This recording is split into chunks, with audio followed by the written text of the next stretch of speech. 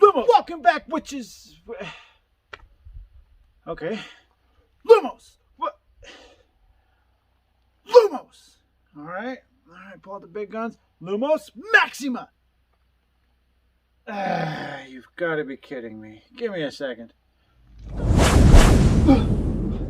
Much better. Welcome back, witches, wizards, and muggles, to a place where we unbox, review, and explore. And today we have another Noble Collection unboxing coming at you right now. Professor Minerva McGonagall. I can't wait. We got to get in that chair. Let's go. All right. Sorry about that little hiccup, guys. I think I might need a new one. But right now, we have Professor McGonagall's wand. And on the back, as always, we got that Harry Potter trademark right there. You know it's authentic. Noble Collection always comes through. Will they come through this time? Let's find out right now.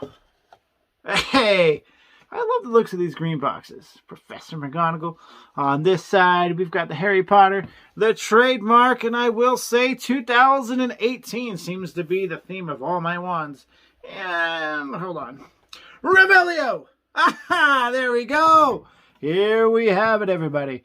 In the flesh, Professor McGonagall's wand. Let's take it out of the box together. I love Professor McGonagall. It's in the box very well. Always a good sign. And here it is. This thing is amazing. And as always, we cannot forget the golden name tag. I love these things. These are amazing. And on the back, we've got the trademark stamps. These things are nice, guys. I'm telling you. It's time for a closer look. Professor Minerva McGonagall, a recreation of the famous wand. The half-blood Professor McGonagall's wand is 9.5 inches, made of fir wood and dragon heartstring. It is described by Ollivander as stiff. This wand is a dark walnut color when the handle leading down to the black wand tip, and you come down to the end and you find the golden name tag. Okay, so this wand has actually blown my mind. This is the first time I've ever actually seen this wand.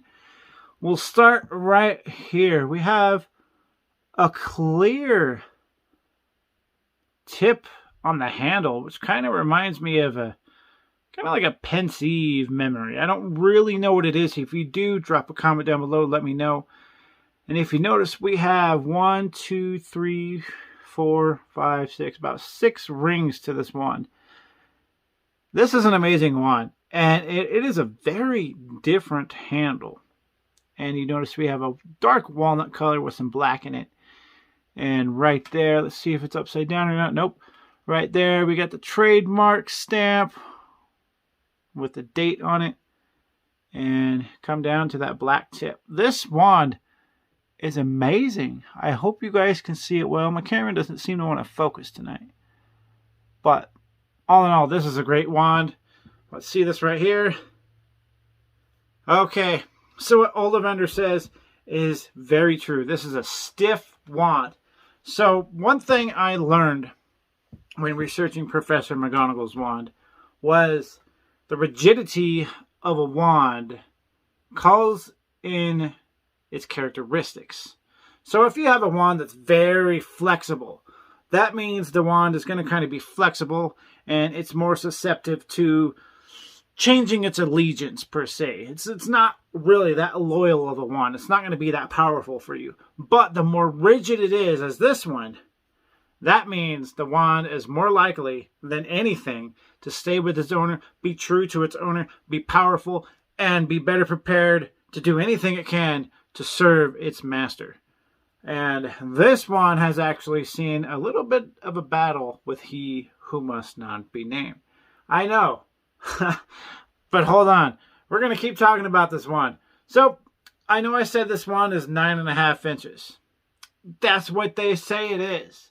But, you know, we've come to find out on my channel that we have to get out these muggle tools for most of the wands. I'm glad that this wand has it's not unknown wood, unknown core, and unknown length. I'm glad about that because it seems to be an ongoing theme with these wands. But we'll get the Muggle tools out right now and actually see, because I think the movie rendition of this wand is actually 16 some odd inches. And this definitely does not look like it's 9.5 inches to me. So, okay, this wand is 16 inches. So, I'm not really understanding where they're getting their measurements from. I honestly don't know. But this wand is 16 inches. So it's safe to say that their measurements of these wands are the movie measurements. They're not the book measurements. They're the movie measurements, which kind of makes more sense because you see the wands in the movie. But all in all, this wand, I love it. It's got that big ball right there. And it's actually comfortable. It's comfortable. It's heavy. It's solid. This is an amazing wand, and it suits Professor Minerva McGonagall, which is a, excuse my language, she's a badass, right?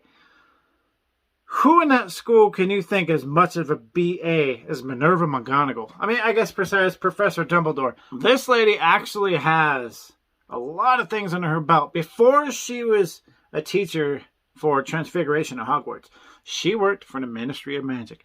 And she hated it the entire time she was there. If it's not portrayed enough in the movies or books, she hated working with the ministry. She thinks they have some backwoods way of dealing with things.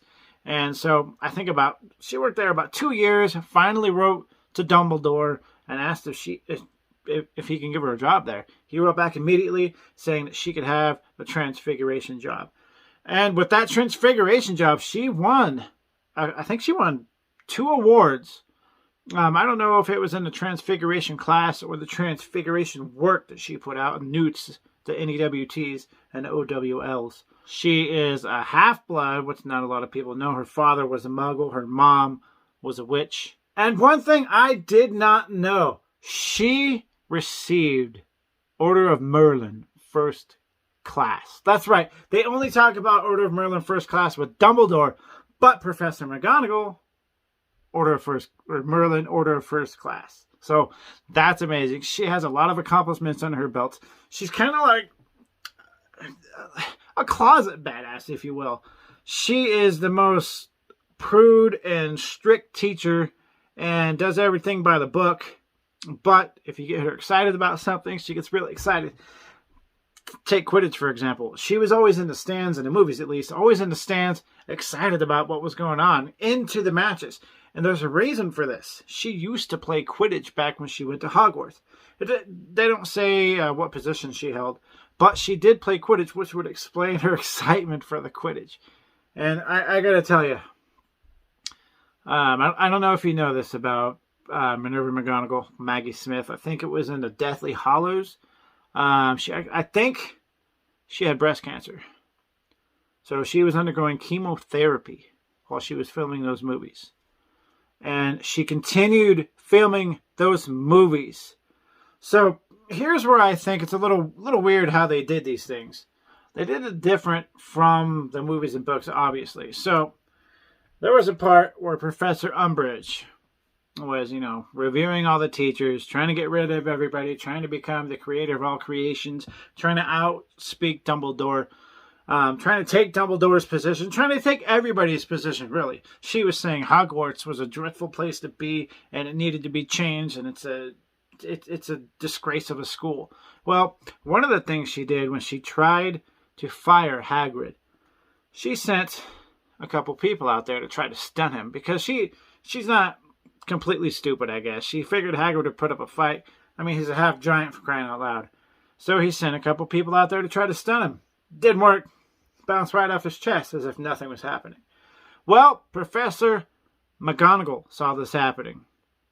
She ran out there to try to intervene. And what happened?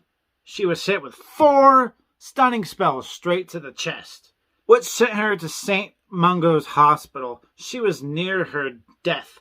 And when she came back, she was perfectly fine, except she had to walk around with a cane the whole time. I'm not sure if that had anything to do with the chemotherapy she was going through.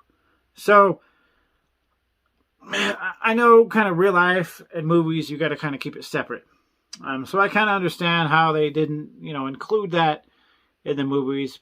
But when you find out, and then you find out that she was still doing the movies, what a badass, right? What a role model.